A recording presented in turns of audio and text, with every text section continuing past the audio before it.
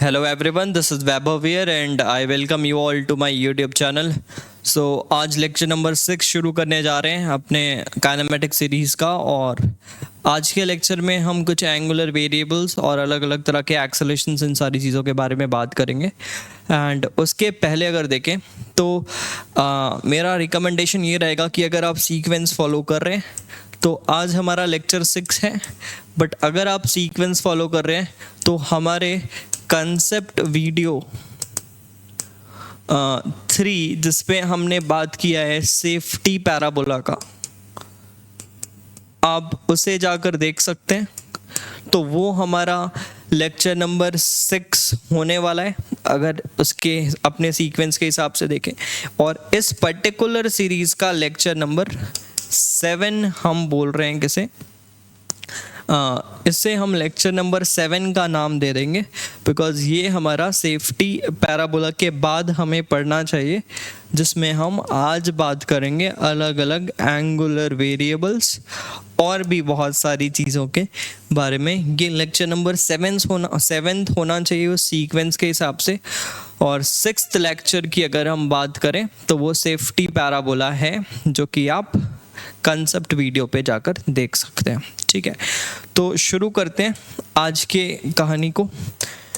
उसमें सबसे पहले हम आज बात करना चाहेंगे एंगुलर वेरिएबल्स के बारे में, बिकॉज़ ये हमें काफ़ी हेल्प करने वाला है चीज़ों को समझने के लिए। तो एंगुलर वेरिएबल मैंने टॉपिक का नाम लिखा है, और इस टॉपिक में हमें पता है एंगुलर वेरिएबल्स हम 3 तरह के पढ़ने वाले हैं, जिसमें से पहला एंगुलर वेरिएबल हमारा होने वाला है एंगुलर वेलोसिटी या फिर एंगुलर डिस्प्लेसमेंट। सेकंड हो जाएगा एंगुलर वेलोसिटी, एंड थर्ड हो जाएगा हमारा angular displacement velocity, and third is acceleration जो भी बोल लो। ठीक है, सो ये 3 तरह के एंगुलर वेरिएबल्स हम पढ़ने वाले हैं आज की क्लास में, और उसके बाद आगे भी बहुत सारी चीज़ें हैं। तो बहुत इंपॉर्टेंट क्लास होने वाला है अगर देखा जाए, बिकॉज ये आज की क्लास में नहीं, आपको ये सर्कुलर रोटेशन हर जगह जब तक मैकेनिक्स पढ़ोगे आपको ये काम आने ही वाला है। तो एक इम्पॉर्टेंट टॉपिक है आज की क्लास में हम जो भी चीज़ें बात करेंगे। तो सबसे पहले शुरू करते हैं एंगुलर डिस्प्लेसमेंट के साथ। तो एंगुलर डिस्प्लेसमेंट के बारे में अगर हम बात करें तो हम शुरू कर रहे हैं किसी सर्कल के साथ, फिर बाद में नॉर्मल केसेस में भी चीज़ों को समझने की कोशिश करेंगे। मान लो एक सर्कल है और इस सर्कल पे कोई पॉइंट ए था, वो इस जगह से इस जगह पे पहुंच गया। मान लो ये टाइम था t और ये हो गया t+dt पे। पहले यहाँ पर था ये, और फाइनली सेंटर पे ऐसा था ये, और अब ये यहाँ पर पहुँच गया है कुछ dt टाइम पे, ऐसा चल के यहाँ से यहाँ पे पहुँच गया है। अच्छा, तो यहाँ से यहाँ जब इसका डिस्प्लेसमेंट हुआ है तो इसी टाइम पे इसने सेंटर में कुछ एंगल फ्रेम किया होगा। एक्चुअल में इसने कवर तो ये आर्क लेंथ किया है, बट इस आर्क लेंथ को कवर करने पर सेंटर में एक एंगल का फॉर्मेशन हुआ है, और वो एंगल डी थीटा है। तो ये जो एंगल ये घूम रहा है सेंटर पे, ये जो एंगल कवर कर रहा है, this angle is called angular displacement. हम इस चीज को ही एंगुलर डिस्प्लेसमेंट का नाम देंगे, और याद रखें कि ये एंगल हमें रेडियंस में मेज़र करना चाहिए। ये एंगल्स हमें रेडियंस में मेज़र करना चाहिए, मतलब एंगुलर डिस्प्लेसमेंट का जो यूनिट होगा वो कुछ रेडियंस में होगा। तो अगर एक बॉडी सर्कल में चल रहा है तो हम बोल सकते हैं उसका एंगुलर डिस्प्लेसमेंट सेंटर पे जो भी एंगल फॉर्म कर रहा है वो हो रहा है। तो अगर ये कंप्लीट एक साइकिल घूमता है तो उसका एंगुलर डिस्प्लेसमेंट 2 पाई है, और अगर ये 2 साइकिल घूमता है तो उसका एंगुलर डिस्प्लेसमेंट 4 पाई है। आपको ऐसा नहीं देखना है कि जहाँ से शुरू किया अगर वहाँ पर ही आ गया तो ज़ीरो डिस्प्लेसमेंट, यहाँ पर ऐसा चीज़ें नहीं चलती हैं। अच्छा, तो इसका डायरेक्शन कैसे लिखेंगे सर, बिकॉज ये तो एक वेक्टर है, तो उसका डायरेक्शन के लिए क्या फंडा है। तो आपको मैं बता दूं कि एक अगर ये वेक्टर है तो उसके डायरेक्शन के लिए हम यूज़ करेंगे राइट हैंड थंब रूल। इसके डायरेक्शन के लिए यूज़ करूँगा मैं राइट हैंड थंब रूल। अच्छा, तो राइट हैंड थंब रूल में हम क्या करेंगे, राइट हैंड थंब रूल में राइट हैंड को कुछ इस तरह से रखेंगे, 4 फिंगर साथ में जॉइंट एंड 5th फिंगर अपना ऐसा बाहर, मतलब थंब बाहर की तरफ, और हम क्या करते हैं, रोल करते हैं हमारे फिंगर्स को in the direction of rotation. तो रोटेशन ऐसा कर रहा हूँ, और थंब का डायरेक्शन जो भी होगा that will be the direction of your angular displacement. तो इस हिसाब से अगर मैं देखूँ तो इस पर्टिकुलर केस में ये आउटवर्ड आ रहा है, तो मैं बोल सकता हूँ कि इस पर्टिकुलर केस में एंगुलर डिस्प्लेसमेंट आउटवर्ड है। तो एंगुलर डिस्प्लेसमेंट जिस भी प्लेन में बॉडी घूम रहा है उसके परपेंडिकुलर डायरेक्शन पे ही एंगुलर डिस्प्लेसमेंट का डायरेक्शन होने वाला है। तो अगर आउटवर्ड है तो मैं इस पर्टिकुलर केस में उसे के कैप से बोल सकता हूँ। तो अगर यहाँ पर एंगुलर डिस्प्लेसमेंट बोलना है तो मैं बोल सकता हूँ थीटा डिग्री घूम रहा है, और किस डायरेक्शन पे, के कैप में, थीटा डिग्री के कैप। के कैप से आपको समझ में आ जाना चाहिए कि the body is in anti clockwise rotation. ठीक है, तो ये कैसा वेक्टर हो गया, तो हमेशा एक्सिस के अलोंग ही लाई करेगा, तो इस वजह से इसे हम एक्सियल वेक्टर का नाम दे रहे हैं, बिकॉज इसका जो डायरेक्शन है वो एक्सिस ऑफ रोटेशन पे ही लाई करने वाला है। Therefore this angular displacement is your axial vector. Okay, after this we will move towards angular velocity.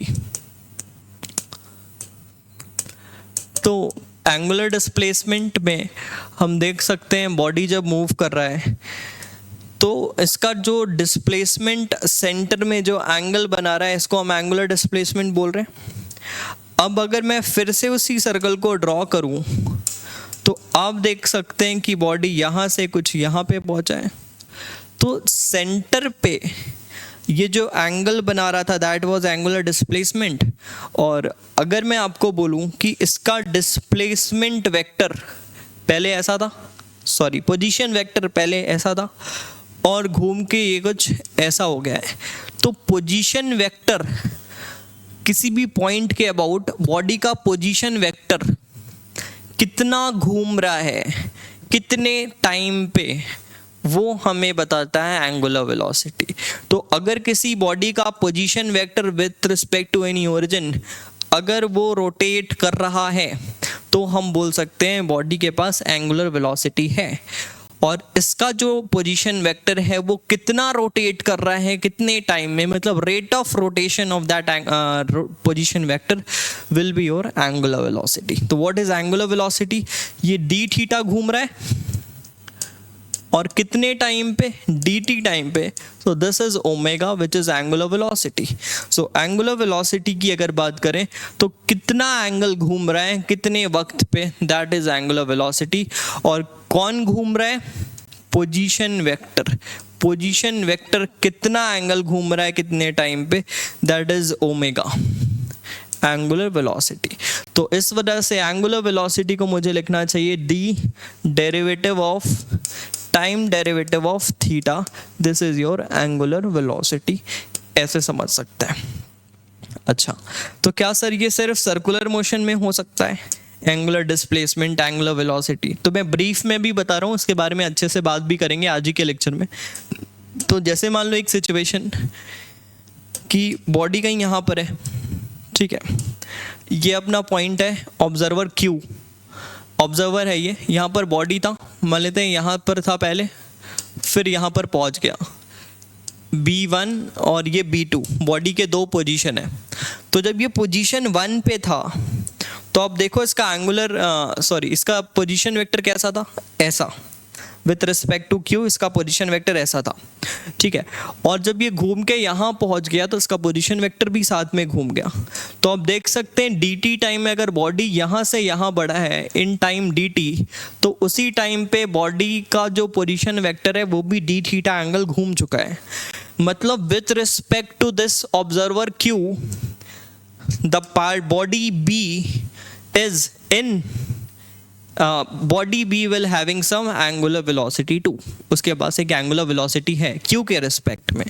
तो बट अगर पी के रिस्पेक्ट में देखें तो पहले भी पोजीशन वेक्टर ऐसा था, अभी भी इसी लाइन पे है, तो there is no rotation of the position vector of the body with respect to Q. तो according to Q the angular velocity of the body is zero, but according to P the angular velocity of the body is zero, but according to Q the angular velocity of the body is non zero. ठीक है, तो angular velocity कब होगा? जब भी position vector घूमने वाला है। तो अच्छा, तो इसके बारे में थोड़ा सा और बात कर लेते हैं। D omega by d t, ऐसा हमने कुछ यहाँ पर लिखा, D theta by d T हमने कुछ लिखा। अच्छा, अब ये थीटा जो है, तो जब ये एंगुलर वे पे घूमा तो मुझे बताओ ये एक्चुअल में कहाँ पर चला? एक्चुअल में तो ये आर्क लेंथ कवर किया, और ये आर्क की वैल्यू मैं लिख सकता हूँ radius times of d theta. इसमें किसी को कोई डाउट नहीं होगा, आर्क को लिख सकता हूँ आर डी थीटा। और अगर मैं इसे आर्क डी थीटा लिख रहा हूं तो आप समझ सकते हो कि ये arc length is R D theta, और इस डी थीटा को कवर करने के लिए ऑब्वियस है कि इसके टेंजेंट के अलोंग एक वेलोसिटी होगी, बिकॉज अगर ये इस पाथ में चल रहा है तो इस पाथ में इसके पास एक वेलोसिटी ज़रूर होगी। और ये मैंने एंगल बहुत छोटा बनाया है, तो मान लेते हैं इस छोटे से टाइम पे इसके पास टेंजेंट के अलोंग वेलोसिटी v थी। तो वो टेंजेंट के अलोंग जो वेलोसिटी या फिर स्पीड बोल लो, वो जो स्पीड है वो बॉडी को वो आर्क कवर करने के लिए हेल्प कर रहा है। तो अगर मैं उस टेंजेंट के अलोंग की स्पीड की बारे में बात करूँ तो वो किसके इक्वल होगा? कितना आर्क चला अपॉन कितने टाइम पे चला। और अगर मैं बहुत छोटे टाइम के लिए देखूं तो आर डी थीटा और कितने टाइम पे डी टी, और what is d theta by d t? This is omega. So इस हिसाब से मुझे क्या लिखना चाहिए? R omega. तो इसके पास जो टेंजेंशियल वेलोसिटी है वो आर ओमेगा के इक्वल लिख सकता हूँ। बट याद रखें आप कि यहाँ पर आर ओमेगा वाले केस में जो आर ओमेगा का डायरेक्शन वगैरह है वो अलग अलग है। अगर आप वी टेंजेंशियल देखें तो टेंजेंट के अलोंग है, और ओमेगा देखें तो बाहर है। तो आप इनको वेक्टरली इक्वल ना लिखें।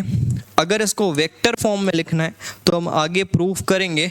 तो ये ऐसा होना चाहिए कि v tangential is omega cross r. ये इसका एक्यूरेट वेक्टर फॉर्म है कि जो टेंजेंशियल वेलोसिटी है वो ओमेगा क्रॉस आर से मिलनी चाहिए। कैसे देख सकते हैं? देखो, वी टेंजेंशियल का डायरेक्शन ऐसा कुछ है, अगर आप देखें तो दिस इज वी टेंजेंशियल, यही तो वी टेंजेंशियल है। और वी टेंजेंशियल अगर ऐसा आना है तो ओमेगा कैसा है? बाहर है, ओमेगा बाहर है। ओमेगा क्रॉस आर आप देख रहे हो, ओमेगा क्रॉस आर इसी डायरेक्शन में आ रहा है, और ओमेगा और आर के बीच में एंगल 90 है। तो ओपन करेंगे तो मैग्नीट्यूड तो यही बनेगा, बट डायरेक्शन अगर लिखना है तो आपको ओमेगा क्रॉस आर करते हुए साइन के साथ चीज़ों को डील करना चाहिए। आई थिंक आपने दो वेलोसिटी पे डिफरेंस समझा होगा कि एंगुलर वेलोसिटी और टेंजेंशियल वेलोसिटी आपको किस तरह से सोचना है। टेंजेंशियल वेलोसिटी बॉडी का आर्क लेंथ कवर कराता है, और एंगुलर वेलोसिटी बॉडी का सेंटर में एंगल बनाता है। बट अगर टेंजेंशियल वेलोसिटी ज़्यादा होगी तो आर्क ज़्यादा कवर करेगा, आर्क ज़्यादा कवर करेगा तो सेंटर में भी ज़्यादा एंगल बनाएगा। इस वजह से दोनों आपस में डायरेक्टली रिलेटेड हैं। ठीक है, तो इस हिसाब से आपको एंगुलर वेलोसिटी वगैरह वाली चीज़ों को सोचना चाहिए। और ये आपका हुआ एंगुलर डिस्प्लेसमेंट। तो इसका डायरेक्शन के बारे में क्या बोले? तो फिर से ये एक्सियल वेक्टर है और सेम एज एंगुलर डिस्प्लेसमेंट।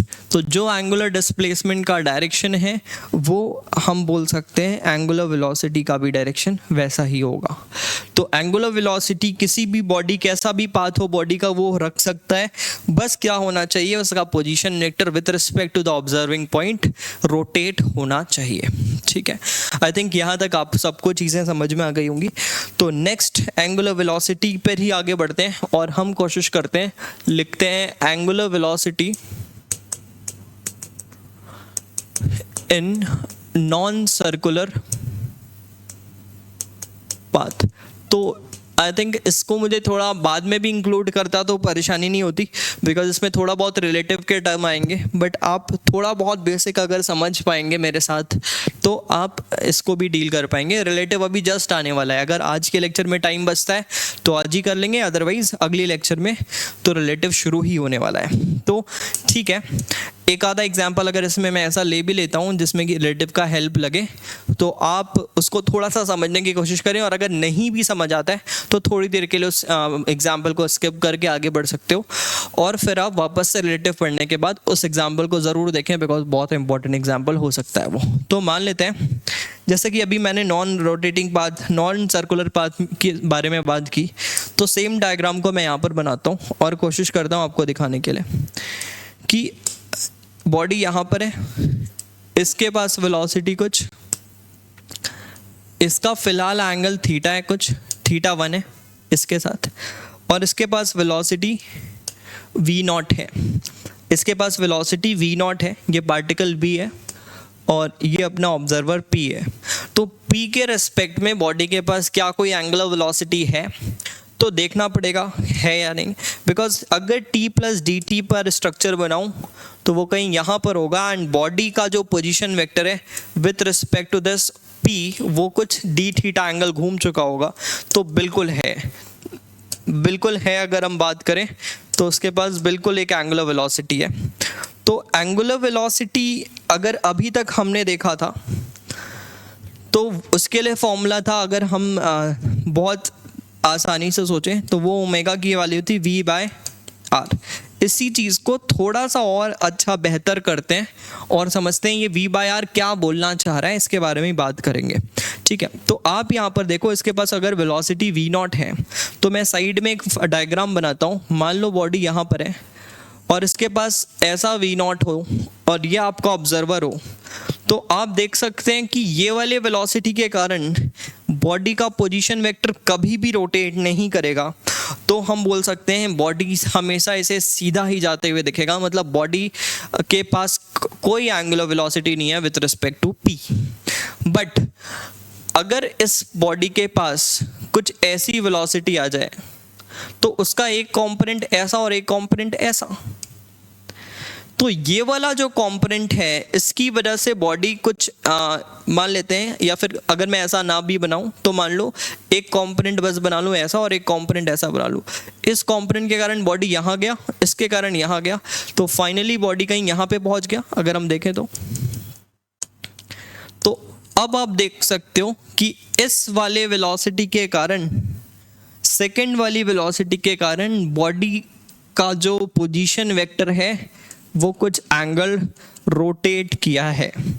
तो इसका मतलब क्या हुआ कि आपके पोजीशन वेक्टर को रोटेट हमेशा एक ऐसी ही वेलोसिटी कर सकती है अगर वो उस पोजीशन वेक्टर के परपेंडिकुलर हो। अगर पोजीशन वेक्टर के पैरेलल है तो वो कभी भी उस पर्टिकुलर पॉइंट के अबाउट रोटेट नहीं कर सकती। तो इस वजह से अगर मुझे अब ओमेगा देखना है तो ओमेगा के लिए कौन सी v रिस्पॉन्सिबल है, v which is perpendicular to the line joining the position of the body, या फिर line joining the body with the observer के साथ अगर देखें तो v perpendicular times of r। अच्छा, r क्या है, r ये वाला लेंथ है, और v परपेंडिकुलर अगर इसके मैं दो कंपोनेंट्स बनाऊं तो ऐसा होगा एक v0 का कंपोनेंट और एक ऐसा होगा v0 का कंपोनेंट। तो आप देख सकते हो ये एंगल थीटा 1 था, तो शायद ये एंगल 90 माइनस थीटा 1, तो ये v0 कॉस थीटा 1 है, और ये वाला जो कंपोनेंट है v0 साइन थीटा 1 है। तो आप देखकर यहाँ पर इजीली बोल सकते हैं कि ये वाली जो वेलोसिटी है यही इसको घुमाने के लिए रिस्पॉन्सिबल होगी। मतलब अगर ये बॉडी किसी इस मोमेंट पे कुछ हल्का सा रोटेट होने वाला है तो वो किसके कारण होने वाला है, वो सिर्फ और सिर्फ v0 कॉस थीटा के कारण होने वाला है। इस वजह से इस जगह पर होने वाला ओमेगा मैं कैसे लिख सकता हूँ, v perpendicular to r divided by r। What is r? The line joining the position line joining the observer to the body. तो इस हिसाब से अगर मुझे लिखूं तो यहाँ पर मैं लिख सकता हूँ V0 cos θ1/r।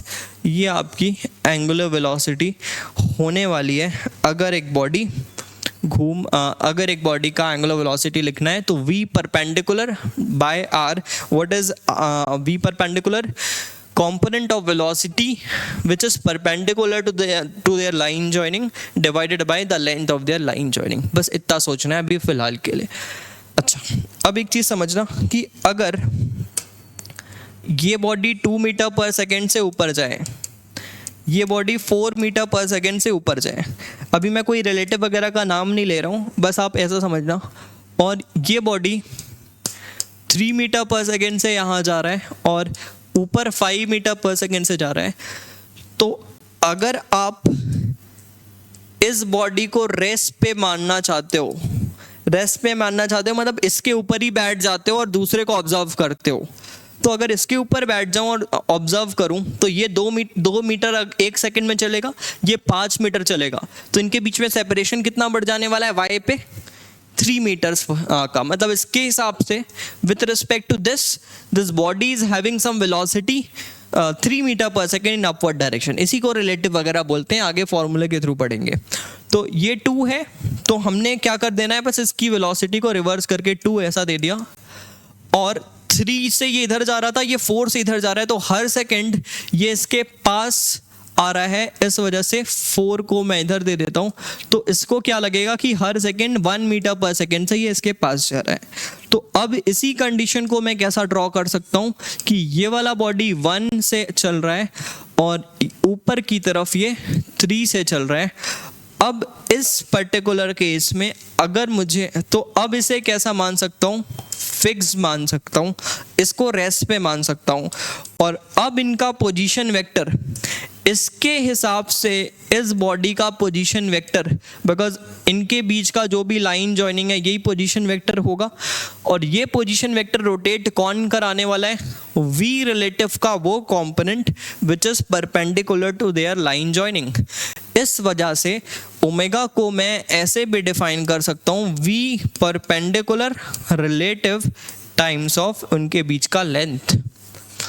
आर क्या बता रहा है, रिलेटिव, मतलब अगर एक पॉइंट बॉडी का चल रहा है तो उस ऑब्जर्वर को आप रोक दो और उसके रिस्पेक्ट में उसकी स्पीड लिख लो, और उस स्पीड का वो कंपोनेंट करो जो कि इनके लाइन जॉइनिंग के परपेंडिकुलर है। अगर मैं आपको यहाँ पर दिखाऊं तो ये 1 का एक कंपोनेंट ऐसा आएगा, 3 का भी एक कंपोनेंट ऐसा आएगा।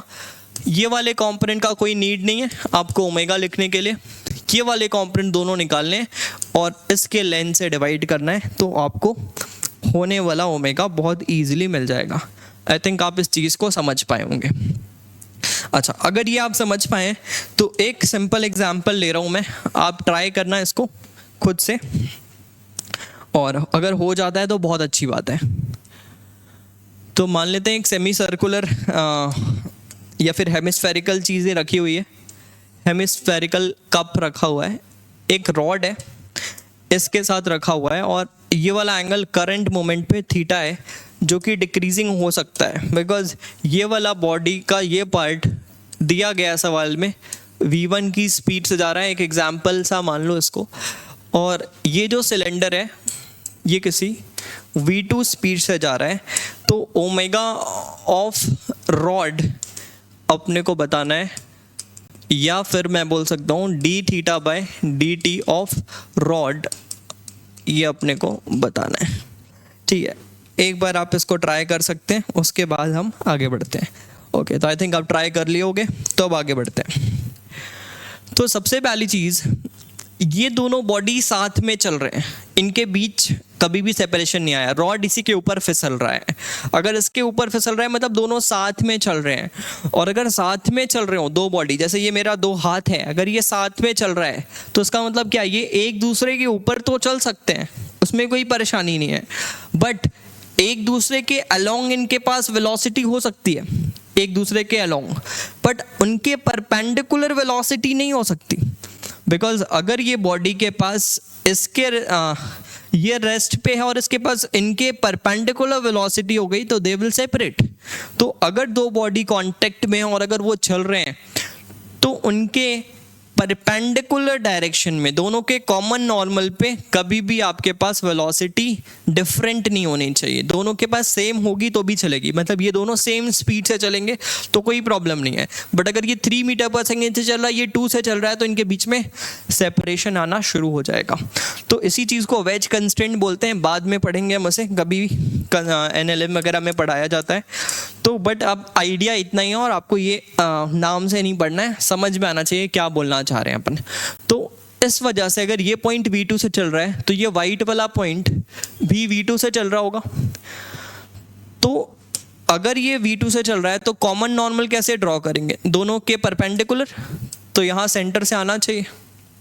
तो इस कॉमन नॉर्मल के अलोंग अगर ये एंगल थीटा है, ये 90 ड्रॉ हुआ, ये 90 माइनस थीटा, तो ये भी 90 माइनस थीटा, तो यहाँ पर क्या हो गया V2 साइन थीटा। तो इस सिलेंडर के पास या फिर हेमिस्फीयर के पास एक V2 साइन थीटा की वेलोसिटी है अलोंग दी कॉमन नॉर्मल, और अगर इनके बीच सेपरेशन नहीं आ रहा है तो रॉड के पास भी, रॉड के इस पॉइंट के पास भी एक V2 साइन थीटा की स्पीड होनी चाहिए, रॉड के इस लाइन के पास भी एक V2 साइन थीटा की स्पीड होनी चाहिए। मतलब अगर मैं रॉड को दिखाऊं तो इसके पास एक V2 साइन थीटा की स्पीड है, और रॉड के इस पॉइंट की स्पीड V1 है। रॉड के अलोंग जो भी वेलोसिटी होगी वो रिलेटिवली जीरो होनी चाहिए, मतलब जो इसका रॉड के अलोंग वेलोसिटी होगा वो इसका भी रॉड के अलोंग वेलोसिटी वैसा ही होगा। बिकॉज अगर ऐसा नहीं है तो आप बोल सकते हो कि रॉड का लेंथ बढ़ जाएगा, बिकॉज एक पॉइंट ज़्यादा स्पीड से चल रहा है, एक रॉड का दूसरा पॉइंट कम स्पीड से चल रहा है, तो क्या होने वाला है, ये वाला लेंथ बढ़ा देगा, तो ये कभी भी पॉसिबल नहीं है। तो अलोंग दी रॉड दोनों की वेलोसिटी सेम होने वाली है, जिससे कि अभी हमें फिलहाल इस सवाल में कुछ भी नहीं करना है। तो अगर मैं देखूं तो ये वाला जो भी कंपोनेंट है एंगल थीटा था, तो ये V1 कॉस बन गया और ये V1 साइन बन गया। तो अगर मैं रिलेटिव चीज़ों को लिखना चाहूँ, जैसे मैंने यहाँ पर किया था, इस पॉइंट को रेस्ट पे कर दिया था, तो अगर मैं इस पॉइंट पर बैठ के चीज़ों को देखना चाहूँ एंगल कैसे चेंज हो रहा है, तो इसको रेस्ट पे कर रहे हैं तो इसकी स्पीड को रिवर्स करके ऐड करेंगे, जो कि अभी मैंने आपको थोड़ी देर पहले बताया। कोई खास बात नहीं है, रिलेटिव बोलते हैं इसको, नाम से है बिल्कुल नॉर्मल सा चीज़।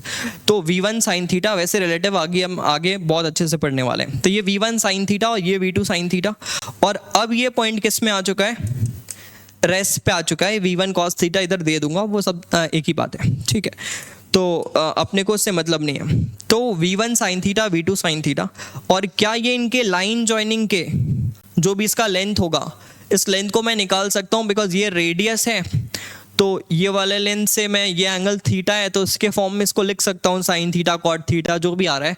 मैं इंटरेस्टेड नहीं हूँ उसके लिए, मैं इसको फिलहाल एक्स लेंथ मान रहा हूँ। तो ये एक्स हो गया।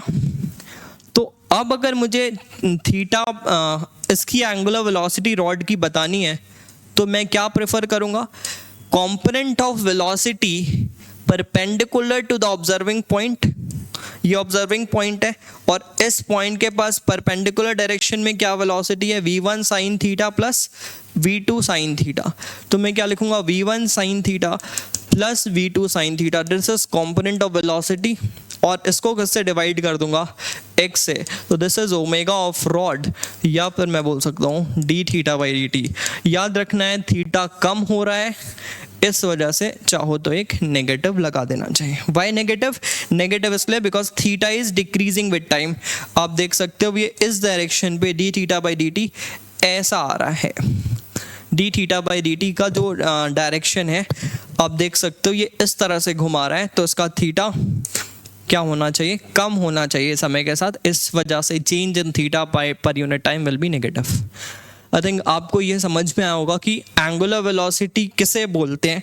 ज़रूरी नहीं है बॉडी सर्कल में चले, इधर चले उधर चले, कैसे चीज़ों को सोचना है आपको इस तरह से ये देखना है। अगर कोई भी ऐसा रिजिड बॉडी भी हो तो उसके एक पॉइंट को रेस्ट पे कर लो, उसके रिस्पेक्ट में दूसरे पॉइंट की वेलोसिटी निकालो, और वेलोसिटी का वो कंपोनेंट जो कि परपेंडिकुलर टू दैट पॉइंट होना चाहिए, उसको इनके बीच के सेपरेशन से अगर डिवाइड करते हो तो you will get your required angular velocity of the body.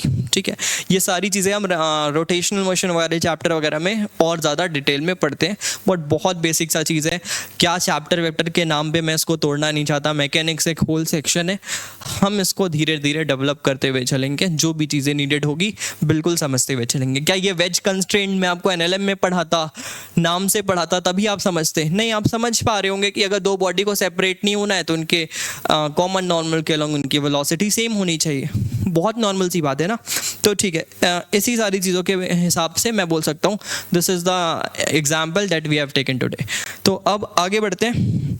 मैंने एंगुलर वेलोसिटी, एंगुलर डिस्प्लेसमेंट के बारे में बात कर ली है। Next thing is angular acceleration. Angular acceleration, angular acceleration commonly known as alpha. Alpha से डिनोट करते हैं एंगुलर एक्सेलरेशन को। इसका मीनिंग क्या है पहले ये समझते हैं। एंगुलर एक्सेलरेशन मुझे बताता है कि कोई भी बॉडी का ओमेगा किस रेट से चेंज हो रहा है, मतलब थीटा के चेंज होने का रेट किस तरह से चेंज हो रहा है। ठीक है, मतलब सेकेंड डेरिवेटिव, अगर फॉर्मूला वाइज बोलूं तो second derivative of theta with respect to time is your alpha. तो चीज़ों को सोचना है कि व्हाट इज एल्फा। तो पहले तो मैं आपको थोड़ा सा फिगर के थ्रू हल्का सा बताने की कोशिश करता हूँ, बिकॉज आप इन सारे टर्म्स में अगर मिक्स हो जाओगे तो आगे कुछ नहीं समझ में आने वाला है। तो आप चीज़ों को डिफरेंशिएट करना समझें, कौन सा अल्फा क्या होता है, एंगुलर सेंट्रिपिटल क्या होता है, कोरियोलिस क्या होता है, सारी चीज़ें बहुत डिटेल में देखने वाले, इसलिए वीडियो में साथ बने रहें। तो मान लेते हैं बॉडी यहाँ पर है। अब मुझे बताओ, अगर ये सेम वेलोसिटी से, अगर ये इतना एंगल घूम गया, ठीक है, किसी भी dt टाइम पे इतना एंगल थीटा घूम गया, अगले dt टाइम में वो सेम एंगल घूम रहा है, फिर अगले dt टाइम में अगर वो सेम एंगल घूम रहा है, तो इसका ओमेगा कांस्टेंट है। और अगर बॉडी का ओमेगा कांस्टेंट है तो इसका मतलब बॉडी के पास एंगुलर एक्सेलरेशन नहीं है। एंगुलर एक्सेलरेशन होता क्या है कि किस रेट से ओमेगा चेंज हो रहा है। तो अल्फा पॉजिटिव भी हो सकता है, मतलब ओमेगा के अलोंग भी हो सकता है, और ओमेगा के ऑपोजिट भी हो सकता है, बिकॉज अगर ओमेगा के अलोंग है तो ओमेगा को बढ़ाएगा, ओमेगा के ऑपोजिट है तो ओमेगा को घटाएगा। तो हो सकता है समय के साथ साथ ये ज़्यादा एंगल भी कवर कर सकता है, हो सकता है पहले जितना कर रहा था उससे कम भी एंगल कवर करे। सो ओमेगा का जो चेंज है, इस वजह से मैं क्या बोल सकता हूँ कि ओमेगा अगर कांस्टेंट है तो अल्फा 0 है, ओमेगा अगर चेंजिंग है तो अल्फा है। तो alpha is d omega by d t. और अगर इसके डायरेक्शन के बारे में बात करें तो डायरेक्शन अगेन मुझे क्या बोलना चाहिए कि इन डायरेक्शन या फिर ऑपोजिट टू ओमेगा। अगर आपकी एंगुलर वेलोसिटी बढ़ रही है तो डायरेक्शन पे है, अगर घट रही है तो फिर ऑपोजिट डायरेक्शन पे है। ये भी एक्सियल है, ये भी एक्सियल, बट उसके डायरेक्शन में भी हो सकता है, ऑपोजिट डायरेक्शन भी में भी हो सकता है, डिपेंड करेगा चीज़ों पर। ठीक है, तो एक चीज़ यहाँ पर मैं आपको और बताना चाह रहा हूँ कि अगर ये बॉडी ओमेगा बढ़ रहा है, ओमेगा बढ़ रहा है मतलब ज़्यादा एंगल कवर कर रहा है। ज़्यादा एंगल कब कवर करेगा? जब टेंजेंशियल वेलोसिटी बढ़ेगी, तभी ना आर्क में ज़्यादा एंगल कवर करेगा। आर्क में ज़्यादा एंगल कवर कर रहा है मतलब ज़्यादा थीटा फ्रेम कर रहा है उसी टाइम पे, तो ओमेगा बढ़ रहा है इसका।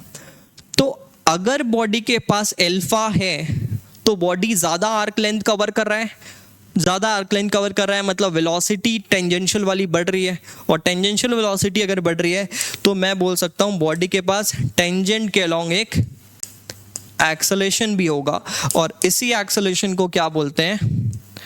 Tangential acceleration. तो आप टर्म्स पे बिल्कुल भी मिक्स ना करें चीज़ों को। मैं क्या बोल रहा हूँ? Tangential acceleration is the acceleration which is responsible for changing tangential velocity. और ओमेगा को चेंज करने के लिए दो ये आपस में डायरेक्टली प्रोपोर्शनल हो सकते हैं, बिकॉज अगर टेंजेंशियल वेलोसिटी ज़्यादा हुआ तो ज़्यादा ओमेगा कवर करेगा, बिकॉज ज़्यादा आर्क कवर कर रहा है। और ज़्यादा ओमेगा अगर चेंज मतलब ओमेगा का चेंज अगर बढ़ रहा है तो मैं बोल सकता हूँ अल्फा भी उसके पास है। तो इस वजह से अगर मैं देखूँ तो ओमेगा की वैल्यू हमने क्या लिखा, v परपेंडिकुलर बाय r। फिलहाल सर्कल में तो आप देख सकते हो कि v हमेशा ही परपेंडिकुलर होता है r के, इस वजह से v बाय r लिख रहा हूँ, इसलिए v बाय r लिख रहे हैं यहाँ पर, तो v बाय r। और तो अगर मुझे अल्फा चाहिए तो वो होगा d by d T of, ये 1 बाय r तो बाहर आ गया, बाई v टेंजेंशियल, और उसका v टेंजेंशियल का मैग्नीट्यूड याद रखना है, टेंजेंशियल वेलोसिटी का मैग्नीट्यूड ही आप a टेंजेंशियल लिखते हो।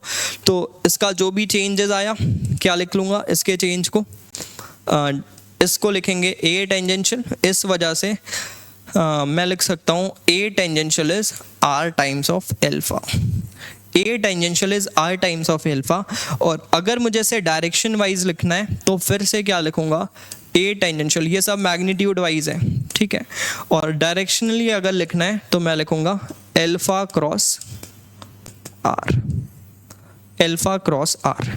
तो ये सारी चीज़ें अभी आगे डिराइव वगैरह भी करेंगे, बट आप अभी समझ सकते हैं अल्फा क्रॉस r, बिकॉज अगर मान लो ओमेगा की डायरेक्शन में ही अल्फा है तो alpha cross r will be in this direction, जो कि a टेंजेंशियल के लिए क्रिएट कर रहा है। तो आप मैग्नीट्यूड समझ रहे होंगे, डायरेक्शन भी समझ रहे होंगे, हमें किस तरह से एंगुलर एक्सेलेरेशन, एंगुलर वेलोसिटी और एंगुलर डिस्प्लेसमेंट को डन किया है अभी तक, ठीक है। तो आगे बढ़ते हैं, and next thing is basically देखना है मुझे कि किस तरह से मैं वेलोसिटी एक्सेलेरेशन को और बेहतर वे पे डिफाइन वगैरह कर पाऊँगा। तो अगली चीज़ हम आते हैं जिसमें हम पोलर कोऑर्डिनेट वगैरह पर चीज़ों को डील करना चाहेंगे, जिसमें मैं पोलर कोऑर्डिनेट में वेलोसिटी एक्सेलेरेशन को लिखना चाहूँगा। तो नेक्स्ट मैं लिखता हूँ पोलर कोऑर्डिनेट पे वेलोसिटी एंड एक्सेलेरेशन। इम्पॉर्टेंट है ये, ठीक है, हाईली इम्पॉर्टेंट है। इससे हम 3-4 अलग अलग एक्सेलेरेशन निकालेंगे और चीज़ों को समझ पाएंगे, फिर उन एक्सेलेरेशन को 1 बाय 1 डील करेंगे। उनमें से 1-2 एक्सेलेरेशन अभी तक हम कर ही चुके होंगे। तो टेंजेंशियल एक्सेलेरेशन क्या होता है, आर अल्फा, वो किसके अलोंग आता है, हमेशा टेंजेंट की अलोंग, टेंजेंट के अलोंग आता है। अच्छा, और हमने एक एक्सेलेरेशन देखा है अल्फा, जो कि डिफरेंट चीज़ है, जो कि डिफरेंट चीज़ है, आप समझ रहे होंगे ओमेगा किस रेट से चेंज हो रहा है। तो ठीक है, अब आगे आते हैं, हम समझते हैं कि कैसे लिखना चाहिए। तो सबसे तो पहले आपको ये समझ में आना चाहिए कि पोलर कोऑर्डिनेट में हम किसी पॉइंट को कैसे लोकेट करते हैं। आई थिंक आपको ये चीज़ आता होगा, अगर नहीं भी आता है तो बहुत हाई फाई चीज़ है नहीं यार। एक जैसे कार्टेशियन होता है, वो आप हमेशा से पढ़ते आए हो तो आप इसको कम सम्मान देते हो, और इसको आप कभी कभी देखते हो तो उसको थोड़ा ज़्यादा सम्मान देते हो कि ये बहुत ज़्यादा कुछ नया चीज़ है। ये भी कोऑर्डिनेट सिस्टम ही है, ठीक है। तो क्या कर सकते हैं, इस पॉइंट पर का डिस्टेंस है मान लो r, और यहाँ से एंगल है थीटा। तो इस पॉइंट, इस कोई भी ऐसा पॉइंट नहीं होगा इस स्पेस में जिसके पास सेम r हो और सेम एंगल पर हो इस प्लेन पे। तो इस वजह से ये पर्टिकुलर पॉइंट का जो कोऑर्डिनेट है वो r थीटा से डिफाइन किया जाता है। कोऑर्डिनेट हम इस तरह से डिफाइन करते हैं पोलर कोऑर्डिनेट पे। तो अगर हम r थीटा से डिफाइन कर रहे हैं तो इसका जो यूनिट वेक्टर्स होता है वो थोड़ा डिफरेंट होता है, उसके बारे में मुझे बात करना है। तो एक यूनिट वेक्टर हम बनाते हैं in the direction of this r की डायरेक्शन में, और थीटा जिस डायरेक्शन में चेंज हो रहा है उसकी डायरेक्शन में एक यूनिट वेक्टर बनाते हैं जिसे बोलते हैं थीटा कैप। तो 2 तरह के यूनिट वेक्टर हो गए, r cap and theta cap. ये 2 तरह के हमारे यूनिट वेक्टर हैं। पहले आर कैप के बारे में बात करते हैं और थीटा कैप के बारे में बात करते हैं। तो इसको कार्टेशियन वाले यूनिट वेक्टर से मैच करके देखते हैं। तो मैंने कुछ नहीं किया है, इसको ट्रायंगल कंप्लीट किया। ये 1 यूनिट का ही होगा बिकॉज यूनिट वेक्टर है, तो उसका लेंथ जो होगा 1 का होगा। यह एंगल थीटा है तो ये कॉस थीटा लिखूंगा, ये साइन थीटा लिखूंगा, और ये वाला एंगल फिर से थीटा होगा, और ये 90 माइनस थीटा होगा, इस वजह से इसे साइन थीटा लिखूंगा और इसे कॉस थीटा लिखूंगा। तो इस हिसाब से मुझे क्या लिखना चाहिए कि जो हमारा आर कैप है वो किससे बना है, cos theta i cap plus sine theta J cap, और जो मेरा थीटा कैप है वो किससे बना है, minus sine theta i cap plus cos theta J cap. तो ये दो चीज़ें आपको समझ में आनी चाहिए किस तरह से बना हुआ है। तो आप देख सकते हो कि आर कैप थीटा के चेंज होने के साथ साथ अपना भी ओरिएंटेशन बदलेंगे, बिकॉज हमारे जो कार्टेशियन में दो कोऑर्डिनेट होते थे आई कैप जे कैप, तो पॉइंट यहाँ पर हो तो उसका भी ऐसा होता था, यहाँ पर हो फिर भी आई कैप जे कैप ऐसा होता था। बट यहाँ पर क्या हो रहा है, यहाँ पर आर कैप ऐसा है, थीटा कैप ऐसा है, अब यहाँ पर आर कैप ऐसा हो गया है और थीटा कैप ऐसा हो गया है। तो it is changing with the points, इस वजह से इनका भी डेरिवेटिव हमें करना चाहिए, बिकॉज ये कांस्टेंट वेक्टर्स नहीं है। तो इस वजह से मुझे लिखना चाहिए d r by d t. तो d r cap by d t मतलब आर कैप किस रेट से घूम रहा है, तो समझते हैं। कॉस थीटा का derivative minus sine theta i cap plus sine theta वाला जो टर्म है इसको मैं लिख लेता हूँ कॉस थीटा जे कैप। और एक इम्पॉर्टेंट चीज़ कि मैंने इसमें D theta by d T वाले टर्म को लिखा नहीं है, तो यहाँ पर एक टर्म और आएगा d theta by d t, और साथ में बिकॉज और यहाँ पर भी एक टर्म आएगा d theta by d t. तो देख लो, आप समझ रहे होंगे। And what is d theta by d t? This is rate of change of the angular position of this body, और एंगुलर पोजीशन का change will be your angular velocity with respect to origin. तो ये origin के respect में उसका angular velocity है particle का omega. तो डी यहाँ से मैं ओमेगा कॉमन ले लेता हूँ और मैं क्या लिखूँगा, sign minus sine theta i cap plus cos theta J cap. और अगर आप इसको मैच करो तो ये एक तरह से थीटा कैप है, इस वजह से इसे लिख सकते हैं omega times of theta cap. So r vector का rate of change will be omega times of theta cap. R vector का rate of change will be omega times of theta cap. अच्छा, इस चीज़ को मैं थोड़ा सा और अच्छे से आपको एक चीज़ बताना चाहता हूँ कि कोई भी रोटेटिंग वेक्टर हो, फिर उसमें वापस आऊँगा, कोई भी रोटेटिंग वेक्टर हो, मान लो कोई भी रोटेटिंग वेक्टर हो, मान लेते हैं एक ऐसा वेक्टर है और ये घूम के कुछ ऐसा हो गया, मतलब मान लेते हैं एक सर्कल में घूम रहा है, तो आप ज़्यादा बेहतर समझ पाओगे। तो पहले ये वेक्टर था आर कैप ऐसा था, इसके अलावा आर कैप ऐसा था, और अब ये आर कैप कैसा हो गया, कुछ ऐसा हो गया। आर कैप को देखना जो बाहर बना हुआ है, तो ये कितना एंगल घूमा है, मान लेते हैं डी थीटा एंगल घूमा है, ये डी थीटा एंगल घूमा है बहुत छोटे से टाइम में डी थीटा। तो ये आर कैप, दोनों आर कैप, इसका भी लेंथ आर कैप है, इसका भी लेंथ आर कैप है। तो अगर मैं आर कैप का डायग्राम बनाऊं तो आर कैप पहले ऐसा था, अब आर कैप ऐसा हो गया है, और ये आर कैप कितना लेंथ घूम चुका है, D theta cap, D theta angle घूम चुका है ये, ठीक है। तो आप देख सकते हो कि इस छोटे से चेंज पे ये आप तीसरा वेक्टर ड्रॉ कर सकते हो। सिंस ये एंगल बहुत छोटा है तो मैं इसको चाहूँ तो यहाँ पर theta by D theta by two, D theta by two पे कट कर लूँ और फिर लिख लूँ, या फिर मैं ऐसा मान सकता हूँ व्हाट इज डी थीटा। अगर ये बॉडी ओमेगा से घूम रहा है तो डी टी टाइम में कितना घूम चुका होगा, ओमेगा डी टी। तो ये वाले लेंथ को आर्क, और ये कौन सा वेक्टर था, आर कैप, अभी भी ये क्या है, are cap.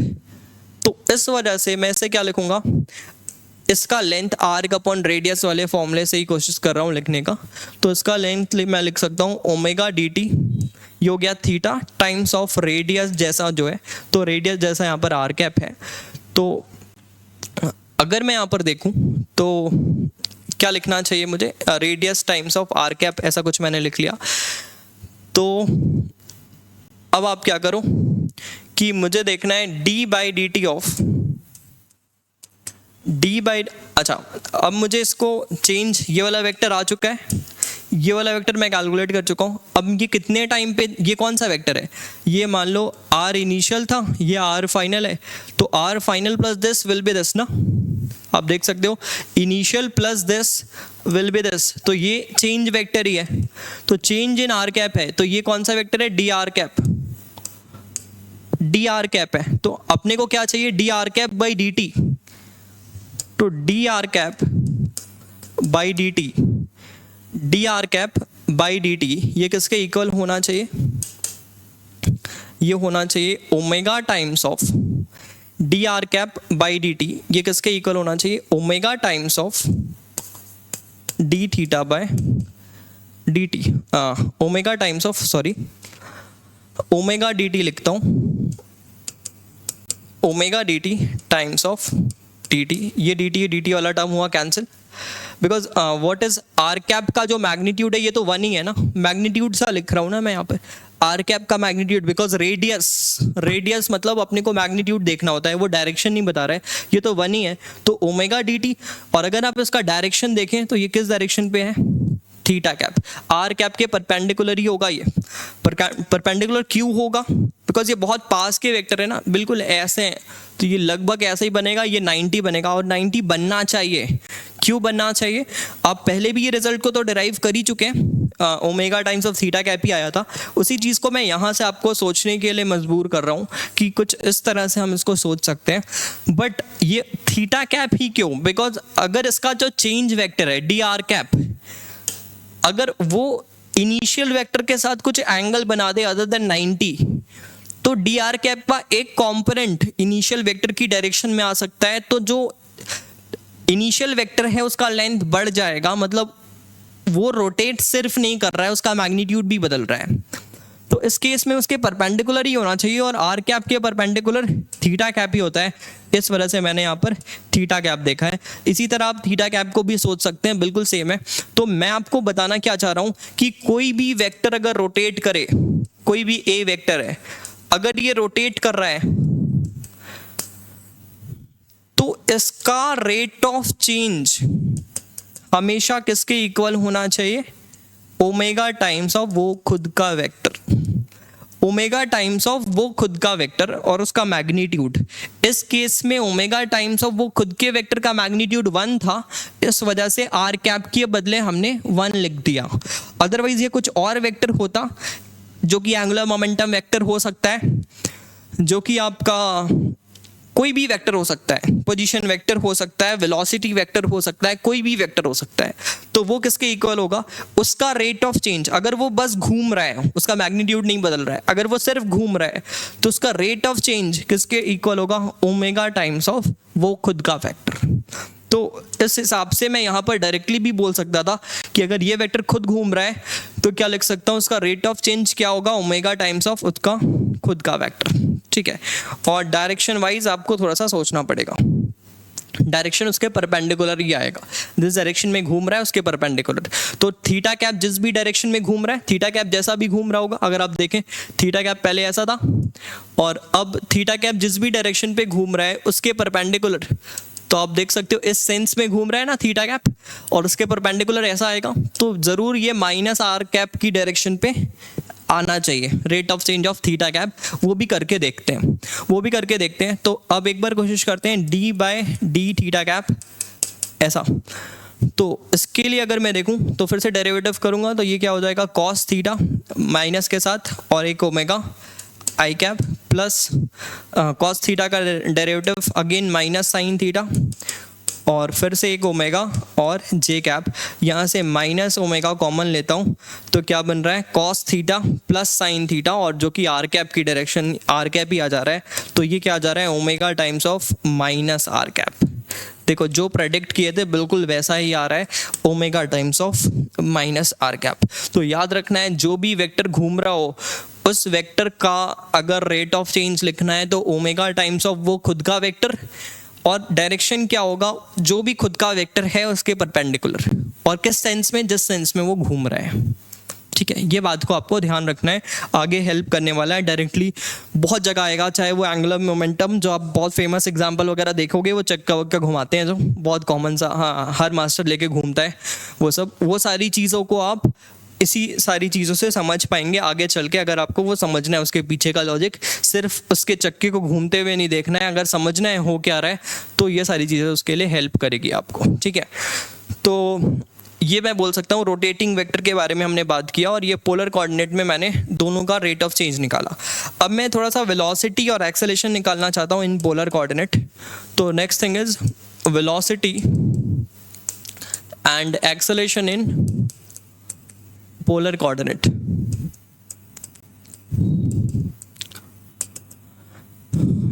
Using polar coordinate, ये होगा हर कोऑर्डिनेट में, हम पोलर कोऑर्डिनेट की मदद से निकाल रहे हैं, ठीक है, होगा हर कोऑर्डिनेट में, ऐसा नहीं है कि इस कोऑर्डिनेट में कुछ और उस कोऑर्डिनेट में कुछ और, यहाँ पर निकालना आसान है, इस वजह से इसको यूज़ कर रहा हूँ। तो v इज इक्वल्स टू, अच्छा अगर मुझे वेलोसिटी लिखना है तो मैं उसके पोजीशन वेक्टर जो भी है r कैप है, उस बॉडी का जो भी पोजीशन है वो क्या है r का है, और r कैप की डायरेक्शन में इसका रेट ऑफ चेंज अगर मैं लिखूंगा that is velocity of the body.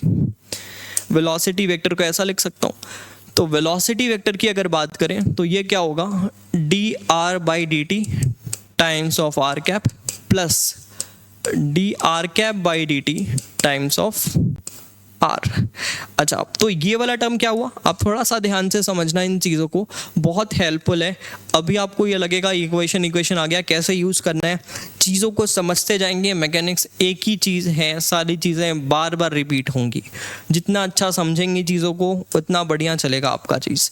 तो यहाँ से अगर मैं देखूँ तो what is d r, rate of change of r, मतलब ये आर किस रेट से बढ़ रहा है घट रहा है, तो ये बेसिकली मैं बोल सकता हूँ velocity along radial direction. So this is पहला वाला जो टर्म आ गया उसको वी आर लिख रहा हूँ, साथ में किस डायरेक्शन पे, आर कैप पे। अच्छा दूसरा क्या है d r cap by d t, जो कि अभी हमने निकाला r cap by d t का डेरिवेटिव क्या गया था, minus omega theta cap times of r. D r cap by d t, ये माइनस नहीं आया था, ये प्लस आया था, तो omega theta cap times of r.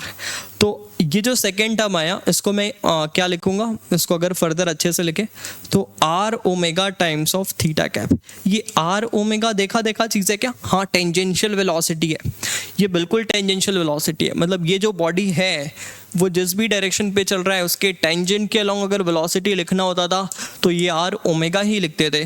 तो ये रेडियल वेलोसिटी हो गई, ये वाली वेलोसिटी टेंजेंशियल वेलोसिटी हो गई। इस वजह से किसी भी बॉडी के पास जो वेलोसिटी होगी वो कैसे लिख सकता हूँ, रेडियल डायरेक्शन में कुछ होगा, कुछ ऐसा बढ़ रहा होगा और कुछ ऐसा बढ़ रहा होगा, दोनों का अगर नेट कर लें तो नेट वेलोसिटी बॉडी के पास हो सकता है। तो वी आर कैप प्लस ये जो है आर ओमेगा, जिसको मैं वी टेंजेंशियल भी लिख सकता हूँ, वी टेंजेंशियल थीटा कैप। देखो क्लियर होगा, जो भी चीज़ें पीछे पढ़े हैं बिल्कुल वही चीज़ें रिपीट हो रही हैं। अब एक्सेलेरेशन के लिए मैं इस इक्वेशन को फिर से थोड़ा फर्दर और आगे डिफरेंशिएट करता हूँ, तो एक्सेलेरेशन निकालेंगे। तो एक्सेलेरेशन, तो एक्सेलेरेशन के लिए पहले तो वेलोसिटी लिखो, तो velocity is v r r cap plus r omega theta cap, ठीक है। डिफरेंशिएट करते हैं तो एक्सेलेरेशन वेक्टर विल बी, पहला टर्म देखो क्या आएगा, d v r by d T times of r cap plus d r cap by d T times of v r plus, अब ये देखो तीनों वेरिएबल है तो डिफरेंशिएशन थोड़ा आराम से करना पड़ेगा। पहले आर ओमेगा को कांस्टेंट मानते हुए D theta cap by d T plus second case में आर और थीटा कैप को कांस्टेंट मानते हुए D omega by d t, और तीसरे केस में इनको बाहर लिखते हुए मतलब क्या बच गया, आर ओमेगा हो गया, आर थीटा कैप हो गया, तो ओमेगा थीटा कैप और d r by d t ऐसा लिखना पड़ेगा। 5 टर्म्स आ रहे हैं, इनको सॉल्व करते हैं, एक्सेलेरेशंस मिलेंगे हमें जितने भी हो सकते हैं। तो यहाँ पर बॉडी कौन से पाथ में, किसी भी जनरल पाथ में जिसके पास इसके पास ऐसा भी वेलोसिटी है ऐसा भी वेलोसिटी है, तो ये कुछ इस डायरेक्शन पे जा रहा है और ये भी अनइवन है, तो कुछ भी कर्वीलिनियर पाथ में कोई रैंडम से पाथ में बॉडी के पास एक्सेलेरेशंस लिख रहे हैं।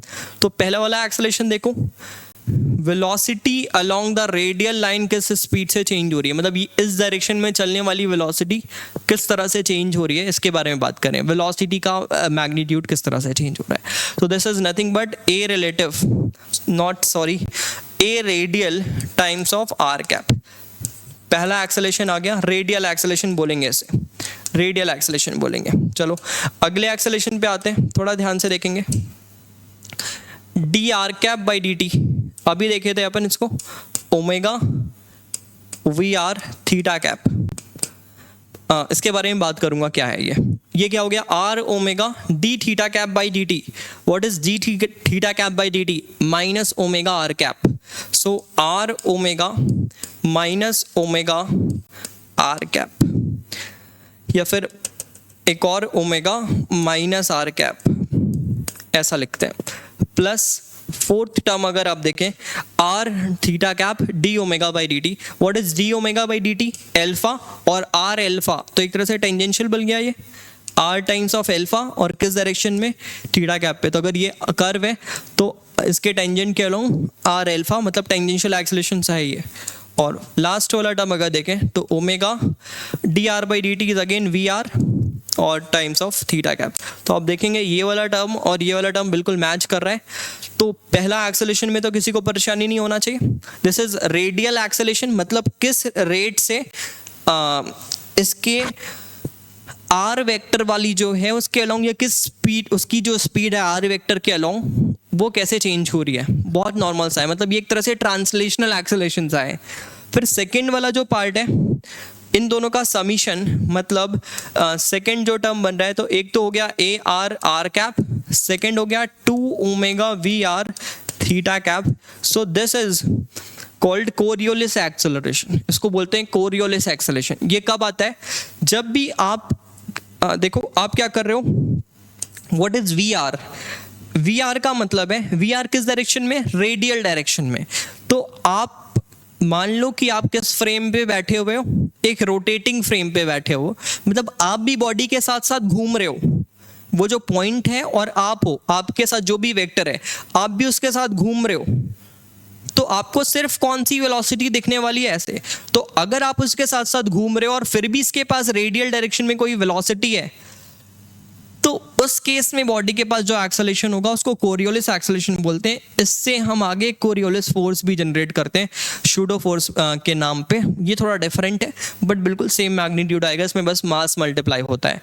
तो ये कब आता है? सेकंड कोरियोलिस एक्सेलरेशन, जब आप बॉडी के साथ साथ घूम तो रहे हो, बट घूमने के साथ साथ अगर इसके पास कोई भी रेडियल डायरेक्शन में वेलोसिटी आ जाए, तो ये है वेलोसिटी. रेडियल मतलब क्या है? Velocity which is seen from rotating frame. तो उस केस में आपके पास कोरियोलिस वाला एक एक्सेलरेशन आता है, और डिटेल में इसके बारे में बात करेंगे. अभी हम कोशिश करते हैं कंसेप्ट वीडियो वाले पार्ट में एक बार रोटेटिंग फ्रेम पे जितने भी शूडो फोर्स हैं बहुत बढ़िया से समझे वहाँ पर. और तीसरा टर्म आप देख सकते हो, तो ये टर्म हो गया, ये भी टर्म हो गया, ये वाला टर्म बन रहा है. तो ये हो रहा है r omega square minus r cap. R omega square minus r cap, इसको बोला जाता है सेंट्रीपिटल. इसके बारे में मैं बात कर रहा हूँ आगे. ये क्यों आता है? तो ये इसलिए आ रहा है बिकॉज बॉडी का जो वेलोसिटी है, रेडियल वेलोसिटी, या फिर आप बोल सकते हो टेंजेंशियल वेलोसिटी है, जो टेंजेंट के अलोंग वेलोसिटी है, वो लगातार घूम रहा है, वो रोटेटिंग है. तो टेंजेंट के अलोंग वेलोसिटी क्या होता है? R omega v tangential. और अगर वो वी टेंजेंशियल घूम रहा है, तो हमने क्या पढ़ा है? रोटेटिंग वेक्टर अगर घूमता है तो उसका रेट ऑफ चेंज, तो अभी वेलोसिटी वेक्टर है, और अगर वेलोसिटी वेक्टर का रेट ऑफ चेंज लिखेंगे तो एक्सेलरेशन आएगा. और वेलोसिटी वेक्टर का रेट ऑफ चेंज, और वेलोसिटी वेक्टर कौन सा? टेंजेंशियल. और टेंजेंशियल वेलोसिटी क्या होता है? R omega. और आर ओमेगा का अगर रेट ऑफ चेंज लिखना है ड्यू टू जस्ट रोटेटिंग, तो वो क्या होगा? आर ओमेगा को भी एक वेक्टर हो गया और उसको मल्टीप्लाई कर देंगे ओमेगा के साथ, और उसका डायरेक्शन क्या आएगा? जिस भी डायरेक्शन में घूम रहा है उसके परपेंडिकुलर, मतलब माइनस आर कैप में आना चाहिए. ये ए सेंट्रीपिटल हुआ. आई थिंक आपको समझ में आ रहा है मैं क्या बोलना चाह रहा हूँ. और जो लास्ट वाली पार्ट है, तो ये भी हो गया अपना, और अब बचता है ये. तो आपको ये देख के समझ में आ रहा होगा, ये ए टेंजेंशियल है आर एल्फा थीटा कैप. तो ये टेंजेंशियल है, ये ए टेंजेंशियल है. तो ये एक्सेलरेशंस बॉडी के पास हो सकते हैं किसी भी कर्वी लीनियर पाथ में. तो ये सेंट्रीपिटल टेंजेंशियल, इसको क्या बोल सकता हूँ? ट्रांसलेशनल रेडियल लाइन के अलोंग, और इसको बोल सकता हूँ कोरियोलिस. इसको बोल सकता हूँ कोरियोलिस. तो ये चार तरह के एक्सेलरेशन हमें देखने को मिलने वाले हैं किसी भी कर्वी लीनियर पाथ में. अच्छा, तो इस वाले एक्सेलरेशन के बारे में थोड़ा सा और डिटेल में बात कर लेते हैं, सेंट्रीपिटल एक्सेलरेशन के. और अगर कोई बॉडी सर्कुलर पाथ में है अगर कोई बॉडी सर्कल में घूम रहा है तो आपको क्या समझ में आ रहा होगा, सर्कल में घूमने का मतलब है कि बॉडी के पास एक जो भी एक्सेलरेशन है वो बॉडी के पास क्या वी आर होगा रेडियल लाइन पे, नहीं, बिकॉज सर्कल में घूम रहा है तो उसका रेडियस फिक्स है ना, रेडियस के अलोंग वेलोसिटी पॉसिबल नहीं है, तो ये वाला टर्म नहीं हो सकता सर्कुलर पे, और साथ में ए आर भी नहीं हो सकता। तो सर्कल में दो तरह के एक्सेलरेशन देखने को मिलेंगे, एक टेंजेंशियल और दूसरा सेंट्रिपिटल।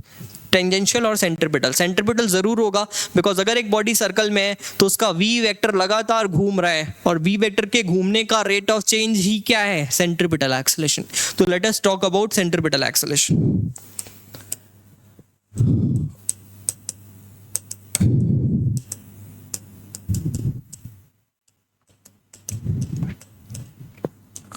सेंट्रिपिटल एक्सेलरेशन, इसके बारे में बात करते हैं। तो जैसे कि मैंने आपको बताया कि अगर कोई भी बॉडी रोटेटिंग है तो उसका वी वेक्टर वेलोसिटी सर्कल पे है मान लो फिलहाल के लिए, तो उसका क्या हो रहा है किसी भी dt टाइम पे, ये यहाँ पे था फिर यहाँ पर हो गया, तो उसकी जो वेलोसिटी वेक्टर है वो लगातार घूम रही है, उसकी वेलोसिटी वेक्टर लगातार घूम रही है। तो आप देख सकते हो पहले वेलोसिटी वेक्टर इसके ऊपर परपेंडिकुलर था, अब वेलोसिटी वेक्टर इसके ऊपर परपेंडिकुलर है, तो मैं बोल सकता हूँ कि दोनों परपेंडिकुलर, इनके बीच में भी एंगल अगर दोनों के बीच में बनाऊंगा तो वही डी थीटा फॉर्म होगा जो इनके बीच में हो रहा है, ठीक है।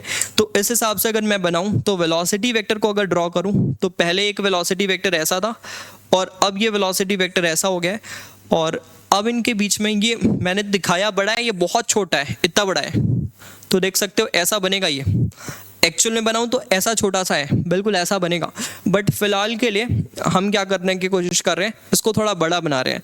एक्चुअल में ये इतना पास है, इतना पास, तो देख सकते हो ये बिल्कुल सेम लेंथ के होंगे और बिल्कुल इसके परपेंडिकुलर, मतलब आर कैप के अलोंग ही आएगा ये, बट मैं इसको थोड़ा बड़ा बना रहा हूँ जिससे कि आप समझ पाए।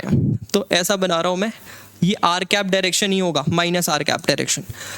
तो ये वी वेक्टर है, ये भी वी वेक्टर है, कितना एंगल घूम चुका होगा, ओमेगा डी टी, तो ये वाला लेंथ क्या हो जाएगा, omega D T times of we.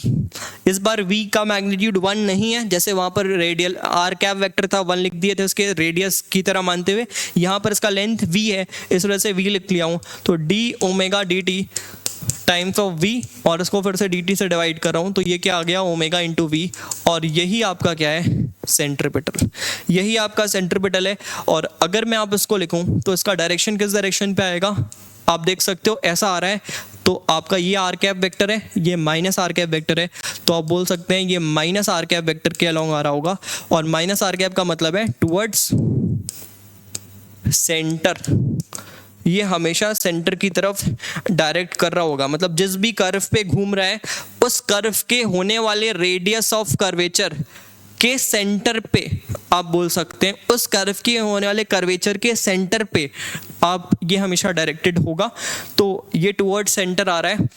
और इस वजह से मैं इसे क्या लिख सकता हूँ, ओमेगा, और v को आर ओमेगा लिखते हैं अपन, किसी भी कर्व पे अगर घूम रहा है बॉडी तो r times of omega. R क्या है, आर उस कर्व का होने वाला रेडियस ऑफ कर्वेचर है, हो सकता है वो कर्व ऐसा भी हो, लेकिन उस इंस्टेंट पे एक सर्कल पे है ना, उसका रेडियस ऑफ कर्वेचर r है, तो r टाइम्स ऑफ ओमेगा, और इसका डायरेक्शन क्या है, माइनस आर कैप, इसको a सेंट्रिपिटल बोलेंगे। तो a सेंट्रिपिटल को हम लिखते हैं omega square r minus r cap, omega square r minus r cap, और omega square r minus r cap, या फिर इसको मैं लिख सकता हूँ a centripetal is minus v square, v tangential square by r, और फिर से डायरेक्शन माइनस आर कैप, ठीक है, v tangential square by r और माइनस आर कैप। r क्या है, radius of curvature of that curvy linear path at that instant, radius of curvature of that curvy linear path at that instant, उस instant पर होने वाला, और उसके perpendicular उसके सेंटर की तरफ हमेशा लगने वाला है। तो इस वजह से अगर इसको मैं वेक्टरली लिखूं तो ये होता ऐसा है, ए सेंट्रिपिटल अगर वेक्टरली लिखा जाए तो ये होता है ओमेगा क्रॉस आर, वेक्टरली ऐसा लिखा जाता है ऐसे, ओमेगा क्रॉस आर क्या है, वी टेंजेंशियली, और omega cross V tangential will be radial की डायरेक्शन पे आने वाला है। तो ये इसका वेक्टर फॉर्म है और ये हम बोल सकते हैं ये सेंट्रीपिटल एक्सेलरेशन इसे बोला जाता है। आई थिंक यहाँ तक आप सबको बहुत बढ़िया से चीज़ें समझ में आ गई होंगी सेंट्रीपिटल। तो मैं यहाँ से एक नया चीज़ भी आपको बताना चाहता हूँ कि किसी भी कर्वीलिनियर पाथ का अगर आपको रेडियस ऑफ कर्वेचर चाहिए, दो ये हम बेसिक मैथ्स में इसका एक फॉर्मूला पढ़ते हैं डेरिवेटिव वाला, वहाँ मैं फिर से रिपीट वगैरह नहीं कर रहा हूँ, बहुत ज़्यादा यूज़ में भी नहीं आता है। यूज़ में ये वाला फॉर्मूला आता है जो अभी हम करने वाले हैं, बिकॉज इसमें फिजिक्स इन्वॉल्व है, इसमें फिजिक्स इन्वॉल्व है। तो रेडियस ऑफ कर्वेचर अगर मुझे निकालना है तो मैं लिख सकता हूँ कि जैसे भी हमने लिखा कि a centripetal is v tangential square by r, r ही रेडियस ऑफ कर्वेचर था, तो रेडियस ऑफ कर्वेचर को मैं लिखूंगा v tangential square by a c. What is a c? A c is component of